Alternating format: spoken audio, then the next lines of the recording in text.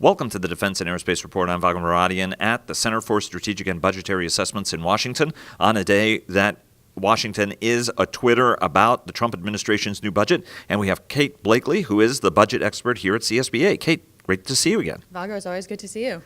So tell us a little bit about this budget. What does it mean? Obviously, there's a whole bunch of, social spending cuts. First administration, for example, to cut the National Endowment for the Arts and a couple of other things, some deep cuts to the State Department budget. Walk us through what it means from a defense and national security perspective and what the prospects are for this even vaguely passing at this point. So, Vago, you packed a lot into that question here. I'm going to try to unpack it as swiftly and as easily as possible. Firstly, this is a long-awaited day. The skinny budget does still provide a lot more detail than what we had before, which was $54 billion more for defense over fiscal 17, $54 billion less for domestic spending. But you already have to remember that the $54 billion for defense spending, most of that is already accounted for by President Obama's budget from last year, which forecasts an additional $35.5 billion in this year. So there's only $18 billion in new spending. We're still looking to see whether there's going to be any more details released. The budget blueprint released this morning did not actually have any more specific details on where these investments would go for defense, rather than just saying it would be more Army, more Marines, more ships. And if there's only $18 billion in real new money, you're not going to be able to buy a lot of ships with that. Well, and so that takes you to the next question. Did we have any clarity about the OCO? Because there has been a lot of speculation that what is going to happen is a budget migration, that OCO is going to take a cut and the base budget goes up by $18 billion, which isn't necessarily more money. It's actually net maybe less money.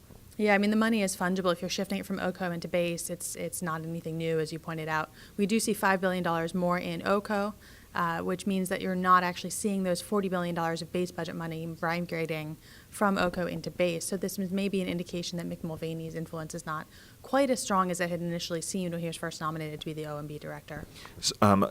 Tell us, though, what do you think the prospects are for this getting through? Because if you look at it from a fiscal hawk standpoint, there are some things that you're going to like, but a lot of the fiscal hawks, including guys like Mick Mulvaney, didn't like additional defense spending, for example. They wanted to see much broader cuts across the board, and it's certainly not going to please John McCain or Mac Thornberry, who've been calling for significantly more money. Vago, this is a budget that really pleases nobody. You don't have as much defense spending increases as you pointed out McCain and Thornberry would like. You certainly have alienated a lot of the moderate Republicans and all the Senate Democrats, and you do need at least 8 Senate Democrats in order to have any increases over the Budget Control Act caps, which is where that $54 billion increase is starting from. You can see that a little bit in how the Coast Guard was treated. There was a huge hue and cry when there's a few early details leaked from the $54 billion of cuts, that nearly $1.4 billion of that would be coming out of the Coast Guard. That's obviously an enormous percentage of the Coast Guard's budget. It's more than their entire acquisitions budget.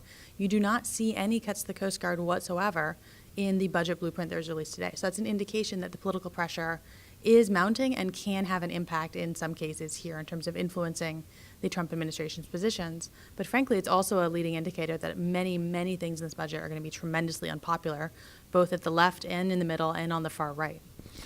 2 questions. One, how do you think the foreign affairs budget's going to fare? There are a lot of classical, Mitch McConnell being one of them, who said, look, I don't agree with that cut, for example. That's a very sizable, sort of the biggest chunk that makes up some of that $54 billion defense increase did come out of the State Department. What do you think the prospects are that something like that is going to survive? With a 30% cut in the State Department operations, that's a decimating cut. That really handicaps our foreign policy, which of course is built on the 3Ds of defense diplomacy and development. If you kick out the legs from 2 of those 3Ds, you're not going to make a lot of friends, particularly in the Senate Foreign Relations Committee, influential senators like Lindsey Graham.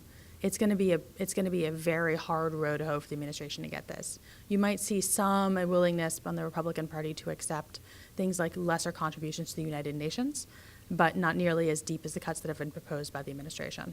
Let me take you, one of your jobs is handicapping and looking at what the budget is going to end up as. What's your bet? Where do you think the ultimate number is going to be when Congress gets through with this proposal? Yeah, it's a little bit hard to say right now. Everybody's commentary is still coming out on it. But at the moment, I would guess a $20 billion increase in new money, which is in line with what the cap relief has been in all prior years. But keeping that $65 billion of OCO, it's only $5 billion more than it was this year, so it's not as much of a big ask, but the proof will be in the pudding. Kate, thanks very much for taking time. I know how busy you are today. Thank you, Vago. Always good to see you.